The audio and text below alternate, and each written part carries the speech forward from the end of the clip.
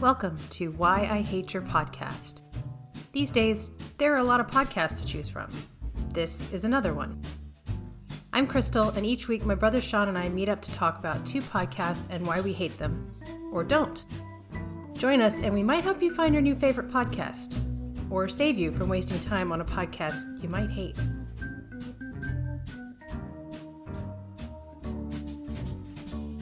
So today we're going to be talking about Lex Fridman's podcast.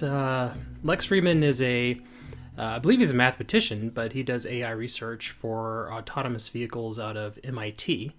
And his podcast is very similar to what you would see on like Joe Rogan, for example. It's kind of that long-form conversation podcast.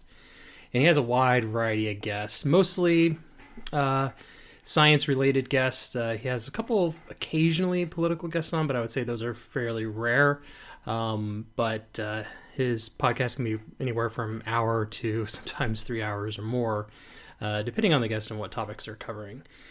And if you have seen Joe Rogan, you kind of know what to expect. He's a very even-keel kind of guy, very, I would even say soft-spoken to a degree. But I've been listening to him for a long time. That's where my first exposure was on Joe Rogan. And I do thoroughly enjoy his podcast and the perspectives he has and the perspective of his guests. So whereas I think you knew of him, but how familiar were you with his podcast before this? I knew he had a podcast. I didn't know what the format, I didn't know anything about the podcast. I just knew he had one. And again, it was the same sort of thing. I had heard him on Joe Rogan. Thought he was a really interesting guest. And I hadn't checked out his podcast, mainly because his delivery style is so soft, like you said, soft-spoken, slightly monotone, very kind of measured, that I didn't know if I would enjoy him, being the interviewer so much as being the interviewee, because he's a very interesting dude. He's got, to your point, he works at MIT, works out of MIT, I guess, which is also where he went to school. The guy is obviously clearly very intelligent. I mean, he's working in AI, he's working in autonomous vehicles, and he's kind of what I would characterize as a deep thinker.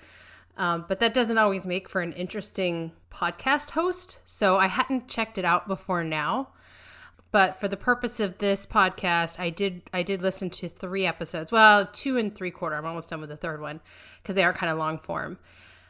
I listened to, on your recommendation, an episode where he had Michael Malice as a guest. I also listened to an episode with Joe Rogan as a guest because I thought it would be interesting to kind of see the roles flipped.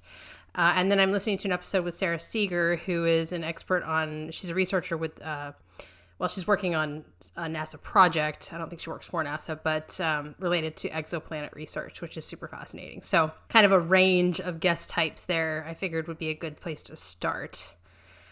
My impression of him as a podcast host, at first, I was kind of feeling justified in my skepticism because he is so sort of soft-spoken and a bit monotone in his delivery. Like his opening intro and ad reads are very kind of flat for me, but I think he's an excellent podcast host. I was really surprised by this because, well, first of all, he's incredibly likable.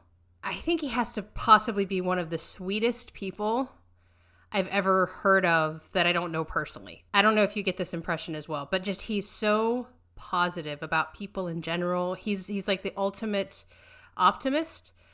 A lot of people say they're optimists, but they're not really. But this guy is a real optimist, which is interesting because, listening to the episode with him and Michael Malice, that's like oil and water. Lex is Mr. I want to just put more love into the world, which is interesting being that he's a mathematician. He's very logic-based, ones and zeros, as Michael Malice kind of joked about. But he is very focused on bringing positivity into the world. And I think once you start to get his personality, you're just like... my impression of him is he's just the sweetest person ever. So he makes a very interesting podcast host. I have a lot of thoughts about him specifically based on, just like I said, the 3 episodes I've listened to. But what are your impressions of him? And obviously you like the podcast because you recommended it, but what are your thoughts of him as a host? Well, I think he's an excellent host. And even if he has people who just kind of go against his mantra of I just want love in the world, he gets along with them really well. And to kind of give you an idea, I mean, because I usually consume his content on YouTube, so, which you can see in video format, just kind of like similar like Joe Rogan. You have this guy who's very clean cut, always wears a suit with a white shirt and black tie. Men in Black suit. Yeah, it's a Men in Black suit, but he's a hippie in a weird sort of way. So, because the whole free love in the world kind of thing. And he's kind of calming to listen to as well, because he's just so, I don't know, it's so even keel. And like I said, some people may actually find that boring, where he's not, super excitable or anything. But what I find, the podcast I find most interesting is that when he gets people on who are kind of the intellectual level that he's at. And so, because he's had, Elon Musk on, Richard Dawkins, jeez, Roger Penrose, Stephen Wolfram, Sean Carroll. These are a lot of scientists who are very, Elon Musk is not a scientist, he's an engineer, but they operate at a very high level in their careers. He's able to actually talk with them, and I think in a way that's engaging. Like I said, he's actually really good at the podcasting scene, or conducting interviews and having that long form conversation. I think that's kind of where he excels at. Which even then, on Rogan, when he's a guest on Rogan, he handles a long form conversation very well. So yeah, and I think if he wasn't in the format he was in, he probably would struggle, I think, a little bit. But I do feel that he's just so interesting, and he has a lot of very interesting guests on, and he's not hyperbolic at all, which is sometimes kind of refreshing. Unlike some other podcasts, like Jocko Will. I wouldn't say Jocko is hyperbolic; he's just intense. Who do those kind of similar long form podcasts. So, the episodes where he has people at his intellectual levels, I think, are the ones that are best. But the only reason why I asked you to do the Michael Malice one, because Michael Malice is kind of the antithesis of Lex, which I think was very interesting, and he handled it well. He's the yin to his yang. Right, because Michael Malice is he's an anarchist, like a true blue and a troll. Yeah, and a troll, and to be honest, Lex is he's a very busy guy, because one, he's doing the research alone, this AI research at MIT. That's his day job. But he's doing this podcast, which is multiple hours long and very well edited. The sound quality is excellent. If you watch the video component, it's edited very well. And he does mixed martial arts. He's a musician. This guy is very busy. So he runs. Yeah. He's one of those just hyper productive people, I think. And again, he has political guests on, but the conversations aren't truly that political. Not like if he had like Ben Shapiro on or something like that. For example, he had Chomsky on, which most people don't realize that Chomsky is a very famous linguist, and in the study of language, he's actually has some very interesting takes and interesting discussions on, but it's just kind of overshadowed by his political stances. But which Chomsky has been a guest on Lex Fridman show. Yeah, I will say that I thought I have so many thoughts. So one of the things, I think he's a better podcast host than guest. Like I said, my impression of him on Joe Rogan was he's an interesting guy, but I felt like, he sounds a little monotone. But I think he really shines as a podcast host because he makes it about the guest. It's not about him. Mm-hmm. It's a little different from Joe Rogan. Joe Rogan tries that, but sometimes he's a little, he's not the best interviewer. He's gotten better over the years. Especially if his guest doesn't agree with the idea of legalizing weed. Exactly. But I thought the interesting thing about Lex is that even though he is sort of that high-functioning, super intelligent, because he reminds me a lot of Elon Musk, not in his personality. Elon Musk is, this edgy meme lord, while Lex is this kind of soft-spoken hippie, let's put love in the world, but super intelligent scientist. But they both, one of the things I got out of him in his podcast was it felt like he sometimes he gets frustrated with not finding the right words to express a thought or an idea. And I noticed that Musk, he doesn't express the frustration, but he will take long pauses while and I haven't listened to I want to listen to the episode where he's interviewing Musk, because that has to be super interesting. But I've noticed that when Elon Musk is on a podcast, he'll take a long time to formulate his thoughts before he speaks them. And whereas Lex, I've noticed he'll start talking and he'll stop and he'll go, And you could tell he's trying to he's trying to come up with the right way to say it. And at first I thought, well, maybe it's because English is their second language, or they're both multilingual, right? They both speak multiple languages. Not that they're not, they're both completely fluent in English. I don't have any doubt he's just looking for the right word. But he wants to express the idea in a specific way, and he's struggling to get there. And so I thought it was interesting. I saw some parallels between him and Elon that way, and just in terms of how he communicates. But the thing that's really interesting to me is listening to the episode with Sarah Seeger, which is one of those episodes where he's talking to a fellow kind of scientist, somebody who's also super intelligent and very, very detailed into their field. He never approaches the conversation in a way where, because I would think it's somebody his level, and granted, it's not a topic he's necessarily super familiarized with, right? Like, that's not his field of study. But he didn't, like, they were talking about Drake's equation and how she's done her own variation on this, and she was sort of explaining that. And I get the impression he understood that very quickly, but he took time to like break down each component and ask questions about it as if he didn't understand it. And maybe he didn't, but he doesn't let it get to a point where the conversation is between two intellectuals and your average Joe can't follow along. Although the Drake equation the initial equation proposed actual numbers for those variables, right? Oh, yes, the equation proposed numbers, and you can still plug your own numbers in. And there's this really cute website that lets you, for both the Drake and my revised equation, plug in some numbers and see what you get. So yeah. So okay, so what are the variables, but maybe also what are like the critical variables? So in my equation, I set out to what are the numbers of inhabited planets that show signs of life by way of gases in the atmosphere that can be attributed to life. I could just walk through the terms. That's probably simpler. That's probably... the first thing I say is, what are the number of stars available?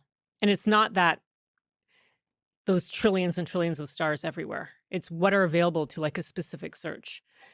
And so, for example, the MIT-led NASA mission TESS is surveying the sky, looking for all kinds of planets, but it also has stars. It has about 30,000 red dwarf stars. So we just take a number of stars that a given survey can access. So that's what the number of stars is. Then I wanted to know what kind of stars are quiet. I called it fraction of those stars that is quiet. In the case of TESS, the way it's looking for planets is planets that transit the star. They go in front of the star as seen from the telescope. But it turns out that some stars are very active, they're variable, and they brighten and dim with time, and that interferes with our observation. I apologize to interrupt. So it's a transiting planet. So you're really looking for a black blob, essentially, that blocks the light. We're looking for a black blob that blocks the light. Mm-hmm. And then trying to say something about the size of the planet from the frequency of that black blob's appearance and the size of that black blob, that kind of thing. Like I was able to follow along with everything in that conversation. He keeps bringing it back to earth. And I don't know if he's intentionally doing that or if that's just part of his natural skill as an interviewer. But that's something that I get worried about with these like hyper intelligent people hosting podcasts, right? It's one of the reasons I've shied away from like Eric Weinstein's podcast. I'm going to listen to it at some point because I'm sure we're going to cover it here. But that guy, when he's been on like Joe Rogan, that's a super, super intelligent person. And I just worry that his podcast would be one of those where I'm just going to get lost halfway through. Like he's just going to go over my head and talking about, whatever theory field that they're talking about, and I'll get lost. But surprisingly, with Lex Fridman's podcast, I haven't experienced that at all. Now, granted, I picked a range of guests that I thought would be fairly simple or interesting because, I'm obviously kind of a space nerd, so listening to somebody talking about exoplanets, I already kind of followed that particular NASA mission, so I was already interested in that. I think that's kind of where he shines. He could potentially leave his viewers behind, and he doesn't. And I really appreciate that. Well, and the one thing, and it, kind of going back to the first podcast I saw with Elon Musk, which was Joe Rogan, which that's quite a while, ways back now. But I definitely got the feeling that, Elon Musk is very awkward in personal life. And he's probably awkward to people unless he's really close to them. I suspect there's probably a touch of like Asperger's or autism in there. And I kind of get the same feeling from Lex that there might be. And usually these hyper intelligent people are kind of that way. They are just generally kind of awkward. And of course, that's not all of them. But, I think there may be a touch of that Asperger's or autism or something like that, which, that's not a dig or anything. Usually some of the most intelligent people have that little bit of touch of that. So yeah, but unlike Musk, I would agree with you that Elon comes off a little bit awkward and weird because like his pauses will be really long to the point where it feels uncomfortable. Where Lex is not like that. He'll talk through whatever he's thinking, so it doesn't feel as weird and socially awkward as Elon Musk can. Which is why another reason I'm really interested in listening to that episode, because I was going to ask you if he's interviewed Elon Musk, and you already brought it up. So I'm super interested in listening to that one. Yeah, and I think it depends on certain guests too. I mean, like he had Jack Dorsey on from Twitter, and I just don't. I think that's probably a person who's kind of outside Lex's sphere in a way, and I don't know how productive that conversation would be. I could be wrong because I haven't watched that one, but I know he has had Jack Dorsey on. Whereas, Jack Dorsey was on Joe Rogan and he got grilled pretty hard, at least the second time he was on Rogan. But that's just something Lex wouldn't do. I think when he's too nice. Yeah, he's too nice. I think his best podcast is when he has somebody on there who's kind of a peer in a way, right? Right. And so it's a much more comfortable conversation as opposed to, let's say if he had some kind of, it probably never would happen, but getting like some kind of political candidate on his podcast and him asking the hard questions, I don't see that happening. No. So if you're there for those kind of podcasts, that's probably the wrong thing. But if you're there and you want to learn something new, especially, just look at his guest list. He's got astrophysicists, astronomers, mathematicians, just biologists, you name it. He's got such a wide variety of scientists and professionals on his show that it's really just a conversation about their work. And if you want to learn something new, it's probably a good place to, or his is a good podcast to listen to, I would think. Well, and I'm hooked, like in terms of subscribing to him, because he mentioned, I don't remember which episode it was. I think it was the one with Michael Malice. Maybe it was Michael. I don't remember which one it was I listened to, but he mentioned that he's working on, and he's pretty confident he's going to be able to have Putin on as a guest. And oh my goodness gracious! I must have missed that because I don't remember that. But oh boy, that would be wow. Okay. Yeah, so I'm hooked because that episode I want to listen to, and this is how sweet he is. He was like, I'm sure he's got his flaws, but he's still a person, and I want to talk to him. He just, not that Putin's not a person, but you know what I mean. It just like. From watching him interview Putin is not going to be anything about you're not going to learn anything from a perspective of like a challenging journalist. You just might learn about Putin's perspective on life in general and communication and people and things like that. Because again, he's not going to get into the political sphere. I mean, even when he was talking with Michael Malice, he let Michael Malice explain his views on anarchism, his views on politics in general. He seems very apolitical to me. 100% apolitical, because he doesn't really express a lot of opinions. He just sort of absorbs from his guest when it's a political guest. And again, I've listened to exactly one political guest on there, which was Michael Malice. But I get the impression that he's very much, I want to know what you think, and I want to learn from you, and I will absorb that into my thought process. But he never seems to overtly explain, or overtly express an opinion. Now, there was a few times he challenged Michael Malice. He directly disagreed with him on the fundamental view of what people are, right, and how people are, because he has a very positive. He believes that deep down, almost all people are good, whereas Michael Malice falls exactly on the opposite end of the spectrum. He's like, deep down, all people are basically animals, so they were truly, truly opposed on that. And he was fine with expressing that he disagreed with it. But from a political perspective, talking about anarchy and also the right and the left, and I do appreciate hard-hitting journalism. I do appreciate journalists who will really push hard on their guests and challenge them. I don't think there's a lot of that left anymore, if I'm honest. But I also really appreciate somebody like Lex who is positive and open and just, hey, tell me what you think and explain your viewpoint, and I'm here to listen. I think that's super refreshing. Yeah, I think that's one thing I really appreciate about him is that I do think Lex is rather apolitical. And so even if he has like political guests on, it doesn't really become like a super, they'll talk politics, but it's not like he's trying to score any points or anything like some political partisans might. Which is something I appreciate. He just wants to explore where they are, which was one of the reasons why, I suggested the Michael Malice one, because Michael Malice is definitely kind of outside the norm in terms of political stances, because Lex isn't really going to try to challenge him on that, but he is going to explore how and why the way they are. And I do think that's pretty interesting and somewhat refreshing. There's something almost indefinable about why he is such a great host. I think it comes down to the fact, and I'm a strong believer in this, a lot of people who are really, really good at what they do and or are really intelligent suffer from imposter syndrome. And he definitely falls into that category. I mean, I don't remember which episode I was listening to. I think it was the one with Joe Rogan. But he was talking about how he, or it might have been the Michael Malice episode. I don't know. But he was talking about how he feels like he's kind of a noob at this and he really struggles with, it was the Michael Malice episode. Because he was talking about how he really struggles with the negative feedback he gets online, whether it's Twitter or YouTube comments or whatever. Right. And I don't know why he hasn't listened to Rogan and just stopped looking at the comments because he needs to. But his perspective of, he clearly suffers from imposter syndrome, which I think is really, really common among highly intelligent people.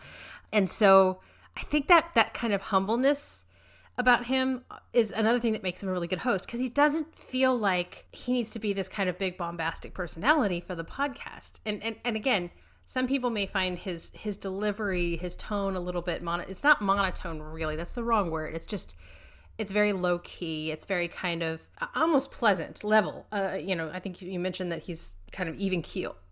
And that's how I would describe it. And you would think that would make for a boring podcast host, but it really doesn't. He lets his guests shine. And I think ultimately that's what makes him a great podcast host. Because if you compare him to someone like a Joe Rogan is part of the podcast experience when you're listening to him. He's a character. He's a personality. And he impacts the overall tone of the show. Whereas Lex is sort of this, he offers a canvas for his guests to paint on and to really open up about whatever they want to talk about. And he'll prompt them and bring them along, but he never drives the conversation really strongly in a certain direction. So I think it's just a natural skill for him. He may not realize he has that skill, but he's really, really good at that. Yeah, and that's interesting that you mentioned about the imposter syndrome because, like I said, Eric Weinstein, he has a podcast called The Portal, and, I believe he's a polymath type of character, and he knows he's intelligent, and he's not pompous about it at all. But he knows he's smart. Right. And he has trouble kind of toning himself down. And I've actually listened to an episode where Eric had his brother Brett on, and I think I understood maybe 5% of what they were talking about. That's exactly what I was saying earlier. It's like, that's what thing right. that kind of has made me nervous about that particular podcast. I'm like, I'm going to get lost. Right. And while I don't know, the extent of Lex's intelligence, again, I do know he's very intelligent. I don't get that feeling at all. Like I said, it's kind of humbling in a way where he doesn't realize how intelligent he might actually be. Mm-hmm. And again, it's kind of refreshing in a way because it, I don't know, like I said, it's kind of hard to describe. It's just, he doesn't come off like, some pompous or some ultra smart guy who uses big words because they can kind of thing. He's just a regular guy. The thing is, if you didn't know anything about his background, you wouldn't immediately be able to tell that he's very intelligent. Right. I mean, let me rephrase that. I mean, you wouldn't know that he's like someone, a mathematician who just researches AI at MIT, which, that's pretty lofty. Right. You wouldn't guess that by just listening to him. Yeah, he sounds kind of like an everyday Joe, but a really sweet, kind of humble everyday Joe. And I think a big part of that is, I do get the impression that he's intelligent just because of the way I think the difference with him is he has a high emotional intelligence. A lot of people who are mathematicians and or specialize in computer science and engineering and things, they tend to have an issue with emotional intelligence. And we talked about, like the spectrum and everything, but I think he actually has a really high emotional intelligence. I think he may struggle to express a certain thought sometimes. And he gets frustrated with I think he wants to be very precise about how he expresses a thought or an idea, because he doesn't want to give the wrong impression. But I think, again, that comes back to him being very considerate of his guests. He's very considerate, and I think he's almost a little too aware of the volume of people listening to him. Because, he's averaging like 500,000, 300,000 to 500,000 people listening to or watching his episodes. So I think he's cognizant of that, but not to a point where it's a detriment. I just think it makes him he's very cognizant of of what he's trying to say, and he wants to make sure he says it correctly. And I think it speaks to a higher level of emotional intelligence because ultimately he's very considerate and compassionate. Yeah, and that's a key kind of part of his personality. And it's weird that I feel like I can say that about him after listening to 3 episodes plus a couple of his appearances on Joe Rogan. I think that's what kind of sets him apart from the Eric Weinsteins, the Elon Musks. You know, he might be super, super hyper intelligent, but he's super humble. And he's really, ultimately, he wants to make people feel comfortable. I really strongly get that impression from him. And I don't know if that's just because he's that good of an interviewer or it's just something about the way he communicates that makes you realize, or makes you think at least. I don't know the guy, but it makes you think that he is ultimately very, very considerate both of his guests and of the people that are listening. Yeah, and if I had one word to describe his podcast, I would say cozy is the word to describe That's it. Excellent. Because it's just, it's just a cozy podcast.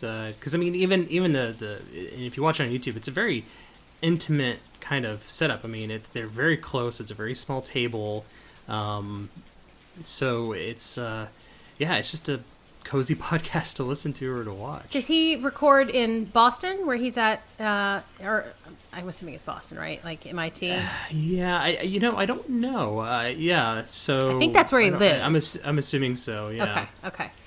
Yeah, I didn't know if he had a studio or if it's like a home studio or what. Because I haven't watched the YouTube versions at all. Although I need to. I think when there's an available video component, I think it's good to experience the podcast that way. I mean, again, I prefer to listen to podcasts, audio only, but I will certainly pick a few and maybe listen to them or watch them on the YouTube app just to experience the video component of it. I think overall, I've come away from every episode I've listened to so far, again, it was only 3, with a very positive impression of Lex, a positive impression of his guests. And honestly, if Michael Malice, I haven't heard him on other podcasts. I've never heard him on Joe Rogan. I'm assuming he's not. I have a feeling I probably would have really strongly mixed feelings about him, but I honestly think Lex makes him look good because he was that's actually a good point, because he was so considerate of. I get the impression that Michael Malice is not considerate of anybody because again he's an anarchist, right, and he's a troll. I don't think he's an evil person. I just think he's chaotic, neutral, or whatever you would call him. But I feel like even he is getting that vibe off of Lex of goodness and not wanting to like ruin it. That's the impression I got. So I think I actually got a more positive impression of Michael Malice. I think overall he's an amazing podcast host. He really lets his guests shine. And I will absolutely be subscribing to this. So from a verdict perspective, I obviously don't hate it. This one's completely new to me. I had mixed feelings going in. I thought I wasn't going to love it. But I really, really do. Yeah, and obviously, I mean, I've been listening for a while, so I don't hate it as well. So it's will remain in my rotation of podcasts, and again, I've got somebody to listen to. That I'll pick and choose the guests that will interest me, which is unfortunate. But if I see one that comes up with a guest that I want to hear from, it definitely goes into my queue. And we may just have to do a special one-off episode if he gets Putin on, so we can talk about that. Because I think might that'll be a good idea. Yeah, I think that'll be epic. So fingers crossed that actually happens.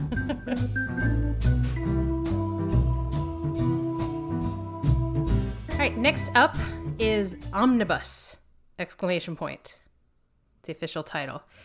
Omnibus is a podcast. It started out as a podcast on the How Stuff Works network a couple of years ago, right before they were acquired by iHeartMedia, but is now independent. It's hosted by the Jeopardy Greatest of All Time champion, Ken Jennings, and the lead singer / writer / lead guitarist of The Long Winters, John Roderick. I was aware of Ken Jennings, and I had heard of John Roderick. I found his band through an episode of Song Exploder, so I knew of both of them when this podcast started up, which is why I started listening. The conceit of the podcast is that these two are compiling episodes that feature topics, as they describe it, wonders and esoterica, that are sort of a digital time capsule. So they're addressing people of the future or futurelings as they reference them. It could be not just people, but any kind of hyper-intelligent species, whatever, is finding this digital time capsule in the future. And so it can be, basically, it's a reason for the two of them to talk about any topic they find interesting, whether it be something in history, something about geography, something about the 70s. They do a lot of topics of pop culture phenomenon of the 70s, because they're both, firmly Gen Xers. And so each episode, they spend about an hour discussing the topic. The format's a little bit interesting because they release 2 episodes a week, Tuesdays and Thursdays, and the Tuesday episode is always a Ken Jennings topic, so he sort of presents the topic and John Roderick offers commentary. And the Thursday episode is a John Roderick episode where it's his choice of topic and he, presents it and Ken offers commentary.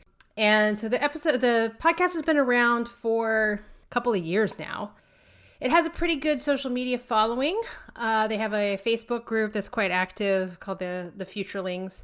But it was all independently started, just kind of organically sort of sprung up. Somebody started as a fan group. And like I said, I've been listening to it since it originally started out. I heard about it when it was launching on the Stuff You Should Know podcast. But I think you have not heard of it, or had at least not listened to any episodes prior to this. So I did give you a couple of recommendations of episodes that I particularly liked and I thought were very indicative of the sort of stereotypical Ken episode versus John episode. So what are your initial thoughts after listening to a couple of episodes? My very first note was that the intro is way too long. It's like it's like over a minute long, which I guess is just a minor gripe, but it's just something I noticed. I was like, geez, this just keeps going.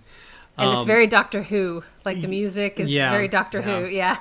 So which I like. But and I do really like the concept because, each episode has like a catalog number to it, which I don't know if you're familiar with the SCP Foundation, which is the Secure, Contain, Protect Foundation, which is online. It's kind of like a description. It's all like, it's a fan project kind of thing where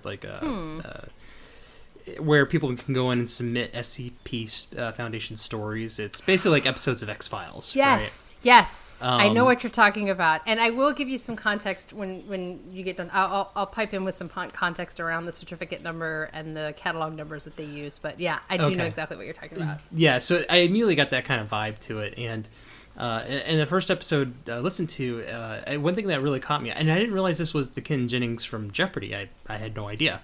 So I guess it makes kind of more sense now. But they have really good chemistry with each other. And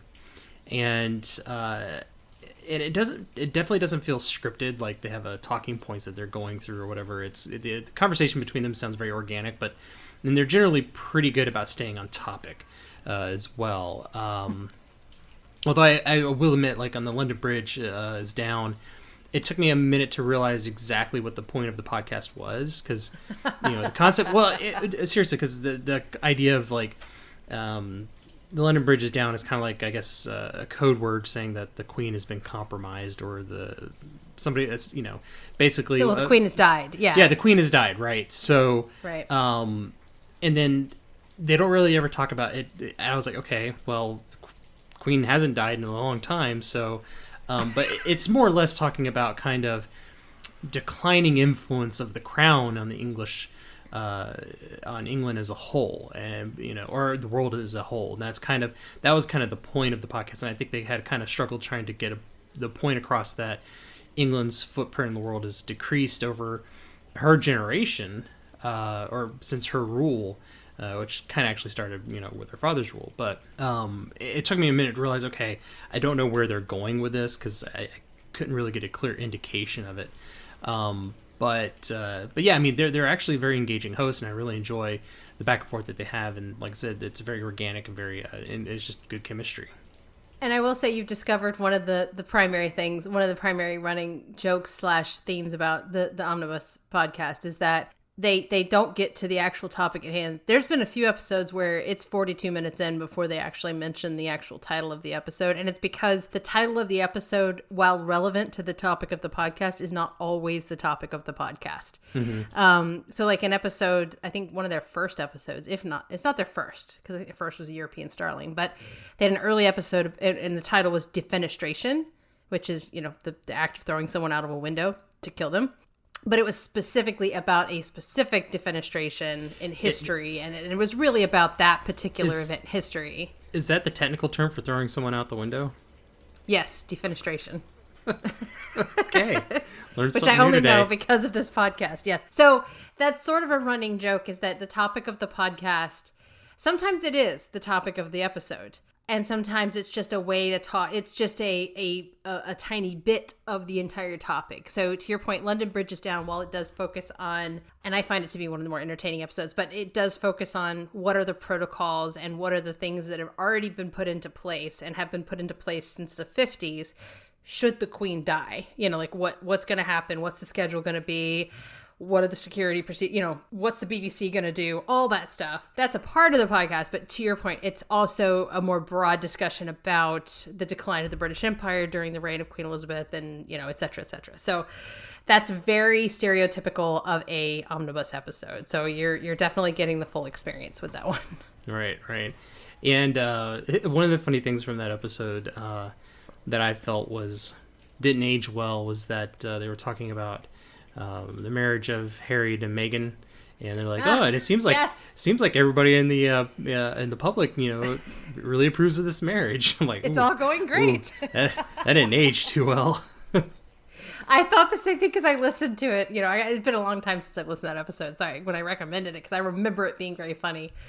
Yeah, I was re-listening to it. I was going, oh, that doesn't age very well, to your point. It's not quite the same relationship now. So yeah, no, that was pretty funny.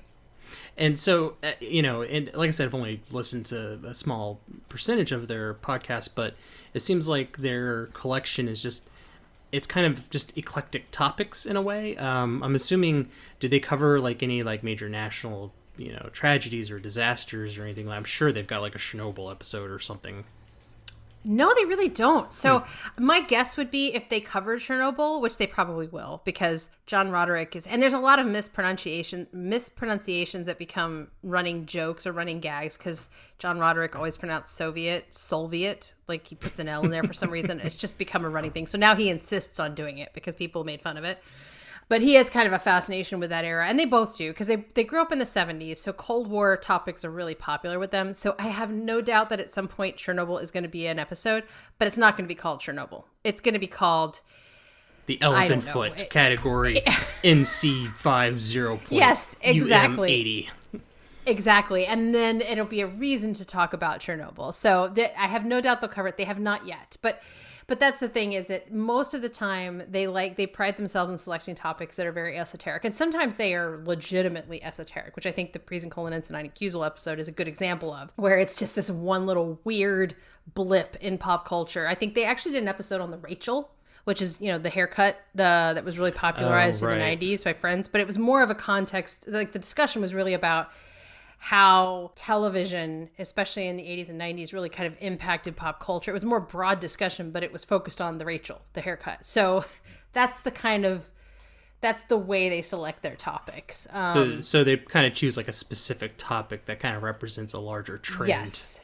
And it allows them to talk about the broader context around that particular topic. Although in some cases, like the second one I recommended, it is specifically about that thing. There is some kind of broader discussion around, you know, Italian music in that era, etc. But it's really about this really weird song that an Italian... And honestly, that episode, I guess, would be, if I think about it now, because I haven't listened to it in a while, it would have been about language and the way Italians or Europeans perceived America in the 60s, right? And I guess we should give a little bit of context there. So the second episode I recommended to you was Praise and Colon Incident Accusal, which is about a song of the same name that this Italian guy, who was kind of a mid-level Italian pop musician in the 60s, maybe early 70s, and he wrote this song that it's just gibberish, but it's made to sound like the American language. He doesn't speak English, but he listens to American English, and he writes a song that's basically nonsense sounds,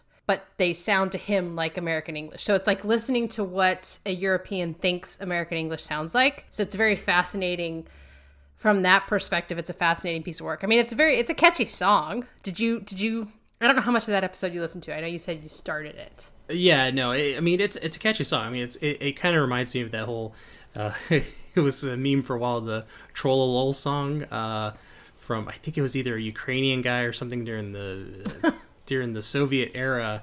And he went on stage singing the song, and he had a really good singing voice, but there was no language. It was just him going tra-la-la the whole thing, and it was like, kind of came out as gibberish, and it ended up becoming this big meme online.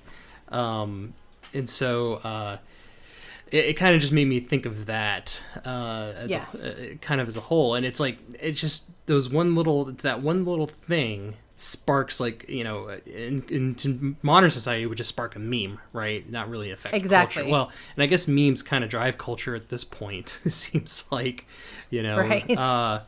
But that's just kind of what that reminded me of. And it's just kind of weird how it's like those small things could really just drive a lot of pop culture, even if it's just for a split second. You know, it's like kind of like the whole stupid is the dress blue or black or blue or gold or whatever, or white and gold and blue and black right thing. Or the Yanni Laurel thing. Oh yes, god, yeah, exactly.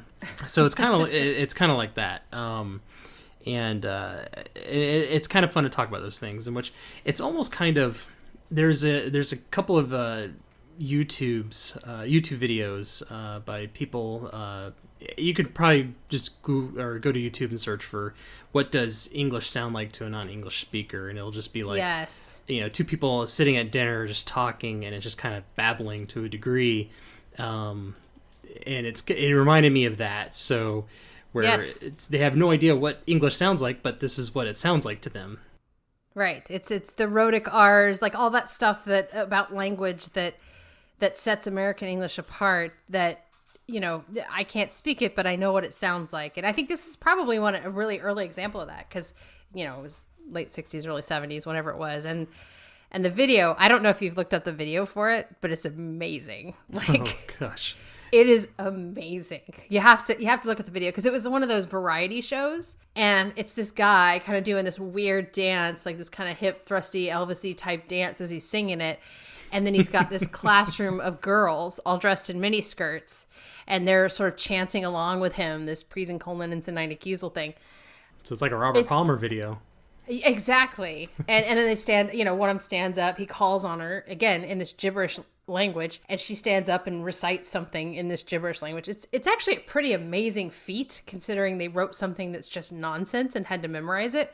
But that's the sort of thing that I think this particular podcast does a really good job of, is they find things. I think if you're of that generation, you're probably going to relate to it even more. For me, it's been a lot of discovery, because, again, their favorite kind of time period is the 70s and 80s. And so I'm like at the tail end of Gen X. They're like true Gen Xers from like the beginning to the middle of the Gen X generation. They kind of make a joke about the fact that they bring up stuff in the 70s all the time. And I think the one thing that I discovered listening to this podcast, and I don't know if you got a taste of it in those 2 episodes, maybe not, is Ken Jennings is legitimately funny. I once said on TV that I was a grammar Nazi, and I was asked to do it again and say that I was a grammar cop. Grammar cop. Oh, is that right? And was that because of the sensibilities of daytime television, or had the trend already turned? Was there already criticism of this that? Was 10 years ago, but I think there was some idea that we stay away from. I mean, the entertainment industry has maybe a keener ear for that kind of thing, due to, you know, non-sinister but definitely present Jewish representation. So I feel like there's usually somebody there who's like, what if we don't have Nazis? When we did our episode on grammar, did we use the term grammar Nazi? I don't remember. I don't think we would anymore. But nowadays, your grandma probably is a Nazi. She's been on her Facebook page, and they turned Gramps and grammar into literal Nazis. If there was a bell that took the sound of the bell out of the universe for a brief second, created like a dark silence, I would ring it now. I just want you to know, you ended the Masquerade episode with a pun. No, you did. That's very unlikely. It's the last thing ringing in the audience's ears 1 week ago today. He was definitely the joker of the two, for sure. Yes, he's very good at puns. He's very fast at puns. He'll come up with a pun Actually, I think John Roderick won the pun game or in the London Bridge is Down episode when he said that the code name should be Charles in Charge. Oh, instead of London Bridge is Down, which was it was pretty good for him. But he's usually not the sort of quick-witted pun guy. And oftentimes he gets really frustrated by Ken's pun because he hates puns. But Ken Jennings is really good at those. But yeah, I the one thing I've taken away from this podcast is Ken Jennings is really funny. John Roderick is very interesting from a life experience perspective. The guy is, and he's got several other podcasts, actually. I think he's the one who talked Ken into doing this podcast. But he's got a few other podcasts, one of which I really like. It's called Friendly Fire, where him and two other guys review war movies specifically. That's a good one. It's one we may cover in a future episode. But yeah, I think that their dynamic, I think their chemistry, to your point, is really, really good because they're actually good friends in real life. And that's always a good start for, two podcast hosts. Right. Yeah, I feel that they kind of complement each other. So, and I think that definitely works because you get podcasts where it's kind of just formulaic in a way between hosts, and it's like, and then in podcasts where they're just trying too hard to be different from one another. And this kind of reminds me of Cinephiles, where it's just two people who obviously know each other very well and just talking about stuff. And like I said, it doesn't sound scripted at all. It doesn't sound like it's fully prepared. It's like, okay, we're just going to talk about this, and so let's just talk, and they go at it, and it is very interesting. And again, you have two very smart people who are just very comfortable with each other, and it makes for a good listening podcast. And they've got a ton of episodes, a lot of them, and 2 a week since I think they started in 2017, 2018. I can't remember, but yeah, they've got a lot of episodes. So it's I would definitely recommend checking it out and just kind of scrolling through for any topics that may seem interesting. Again, with a caveat that it may not be very specifically about that topic, but it could be in some way loosely related to it. But just listening to them both just talking about it is entertaining, and I think that's one of the attractions I had to it. It was just I just like listening to them, which is usually I'm a person who likes podcasts with like a lot of just straight substance, right? Just I don't care about the people presenting, and just give me all the facts, all the details. Just give me the, which is why in our earlier episode I didn't like hardcore history because it was just there was so much fluff around the history, whereas and that was more purposeful to be that way, to be dramatic. Where these guys, there's some fluff, they kind of meander a little bit, but what they're still talking about is interesting, and like I said, they have a really good chemistry with each other, which I can appreciate. So they're a little bit more, again, don't go into it expecting to be like fully educated like you would like a lecture or something, but right. You may learn something new, but the whole goal of it's not for simply education. Yeah, the primary function of this podcast is entertainment. I would classify it as entertainment / comedy versus, education. While you may learn some stuff, and I certainly have listening to this podcast, I think, the bulk of the time I'm listening to them to be entertained. I might learn something, but just, Ken Jennings is very funny. John Roderick is also funny in a different way. John Roderick's a very good storyteller. So, he'll color a lot of his topics, and you sort of, what's interesting is based on their topic selections, you start to get an idea of their personalities over time, which it's interesting to listen to because, John will talk, like I know a lot about John in his 20s and how he kind of hiked across Europe, essentially, just walked across Europe, and he was sort of this hippie, he was in the 90s, he was more of a grunge than hippie, and so it's interesting to listen to the two of them. And I have to recommend, as a side note, if you don't know who John Roderick is, his music is really good. The Long Winters is a fantastic band. The specific song that I love that I found out about him from is called The Commander Thinks Aloud, and it's about the Columbia shuttle disintegration. And there's an episode of Song Exploder, which is a hugely well-known podcast about that, and I have to recommend it as a side note. Just anytime I talk about John Roderick, I'm like, go listen to this because it's amazing. But going back to the Omnibus project, I think For me, the best thing about it is, to your point, their kind of chemistry back and forth. They have a really good relationship. They have two very different perspectives. And their kind of styles are very different. Again, Ken loving his puns and John despising puns. There is a little bit of something I think you're not a big fan of in podcasts, which is sort of knowing the history of the podcast and having recurring jokes. So like I said, John's pronunciation of Soviet, or the references to washing bears, which was an episode they did that became very popular with their fans. There is a little bit of that sneaks in, but it's so minor that I don't think it would impact your listening experience. If you just picked it up from the most recent episode and started listening, I don't think it's going to cause any issues. Yeah, and again, I'm not completely familiar with their catalog, but I've only listened to a handful of episodes, but I never got that feeling, which, you're right, that's something I absolutely hate, is inside jokes that started 200 episodes back. Yes. And then you have to go to their subreddit and be like, what does this joke mean? I don't get it. And then nobody explains it because they're all in on the joke. Which that happens to me more often than not. So I think that says a lot about the fan subculture of the groups that you're talking about, though, because if it's a nice group, they will explain to you, oh, that's a reference to mail trucks because they did an episode on it. It became a big thing with their fans, and yeah. So, but yeah, again, and again, I haven't listened to a ton of it, but I didn't get I wasn't inundated with it. I feel like some podcast, which you're probably just inundated with that kind of stuff because there's so much banter, and it's for longtime fans it's great, but otherwise it really limits the ability for new people to get interested in your podcast. Yeah, and there's some podcasts that rely completely on that. I mean, I listen to at least two where if you haven't been listening for years, you would not be able to listen to current episodes. Like, you would not understand what the heck's going on. Last podcast on the left.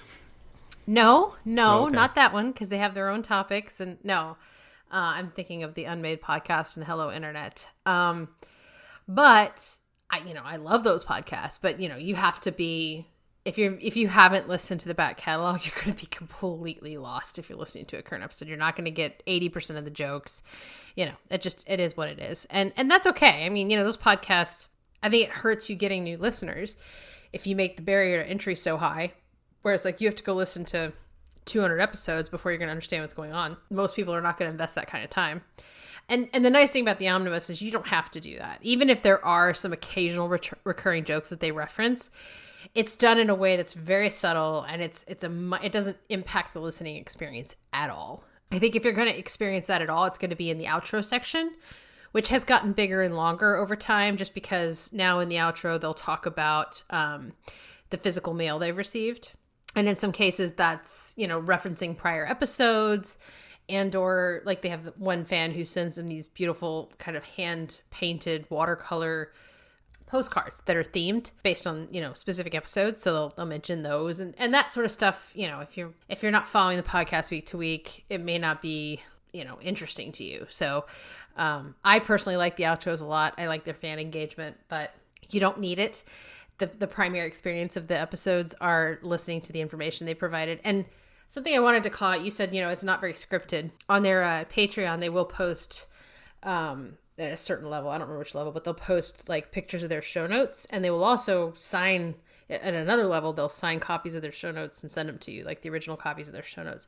And when you see their show notes, it is not scripted. It's literally just some chicken scratch about like a few bullet points, and then their work. It's completely illegible in most cases, if I'm honest. So you're right; they're not scripted. They just kind of make some mental notes. They do some research. I think it probably takes them 20 minutes because it's usually a topic they're already interested in. And so and I like the fact that they present the stuff that interests them. So Ken will present something that interests him. John will present something that interests him. Very different styles. And you'll learn over time. Like you can pick a topic of an episode and go, that's a John Roderick episode, or that's a Ken Jennings episode, because they are the different personalities. Right. And speaking of outro, I will say that their ads are not very intrusive. I think they have one at the beginning, and then they have a mid-roll ad. And that was no, at least the episodes I listened to, unless yeah. it's changed in the newer episodes. So unfortunately, and I mentioned that at the beginning because I wanted to call that out. They started out as part of the How Stuff Works Network, And then that was acquired by iHeart. And so if you're listening to older episodes, the RSS feed for those episodes still includes the dynamic insert of iHeart ads. So if you hear those kind of ads where it's not the two of them talking, it's because it's an old episode. Their new episodes do not have those kind of ads. They'll do an ad break where they're selling merch, or they'll do an ad break, and I think it's like one an episode. Or they'll do an ad, and honestly, they don't even do an ad break for their Patreon that much anymore. They'll just mention it in the outro. So there are no dynamic, like, pre-recorded ads anymore in their current episodes. So that is just a artifact of their older episodes, and it's unfortunate, but it is what it is. They've tried their best to get those out of their old feeds, but they're not able to fix that problem. So I'm starting to see a trend here with iHeartRadio. Yeah, that it's garbage. Huh. Yeah. Sorry, I'm so strongly, because there's some great podcasts on iHeartRadio because they acquired them. Most of it's garbage, but that's my opinion. Well, so I doubt they'll pick us up now. I don't want to be picked up by iHeart. I'm serious. Like, I would not subject listeners to the freaking awful ads, and no. I mean, I'm sure there's some really good mainstream podcasts that are great that are on the iHeart network, again, because they acquired, like, Stuff You Should Know is one of the OG, like, podcasts, and it's fantastic, but it suffers from the iHeart ad garbage because it was acquired. I still think it's a good podcast. I still listen to it. I just, I tolerate the iHeart nonsense. So, yeah, you can like iHeart podcasts. I'm just going to always mention that I hate their ads because it's not natural. It doesn't feel organic. It's, it's intrusive. Feels like radio commercials. It feels like TV. It feels like you're watching network TV yeah. in the 80s is what it feels like, and it's awful. I mean, there's a way to make ads a part of the experience of a podcast that's positive and, non-intrusive, and I will support a podcast by, I've purchased many things through, and supported podcasts that way, but I'm not going to go buy a Lexus because I heard a 30-second commercial on an iHeart podcast, It's just ridiculous. You must not be the demographic then. I'm really not. I don't know what their demographic is, if I'm honest, but I digress. I've sort of went off on another iHeart rant. So, verdict for Omnibus ! Yeah. Obviously, I love it. I don't hate this podcast at all. And I will continue to listen. It is in my regular rotation so much that it automatically downloads every time a new episode drops.